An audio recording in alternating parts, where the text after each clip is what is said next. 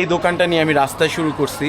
রাস্তা শুরু করেছে, আমার কাছে কোনো টাকা পয়সা ছিল না। আমার এক বড় ভাই থেকে 10,000 টাকা ধার নিয়েছি। আপনারা জানেন আমাদের দেশ থেকে খুব বড় একটা দুর্যোগ গেছে, যে সময় আসলে আমি একবেলা খেতেও পারতাম না ভাই। অনেক কষ্ট করছি, অনেক ক্ষুধা, অনেক দারিদ্র্য ভোগ করছি। আমি যেহেতু 10,000 টাকা থেকে স্টার্ট করছি, আপনি 2,000 টাকা দিয়ে স্টার্ট করতে পারবেন ভাই। আপনি 2,000 টাকা দিয়ে আপনি 1 নম্বর বাজারে যাবেন, কিছু কাঁচা মাল আনবেন, এনে আপনি রাস্তায় ঘুরে ঘুরে বিক্রি করবেন। কোনো লজ্জা নাই ভাই, আপনি চুরি করতেছেন না, আপনি বিজনেস করতেছেন। কেউ যদি জিজ্ঞেস করে তুমি কি করো, আপনি বলবেন আমি বিজনেস করি। দরকার আল্লাহ আমি যে কষ্ট করছি সেটা কেউ না করে। এখন আলহামদুলিল্লাহ আমি এখানে আসার পরে আমি যেমন পিছনে কথা বলে যাবো তাও না।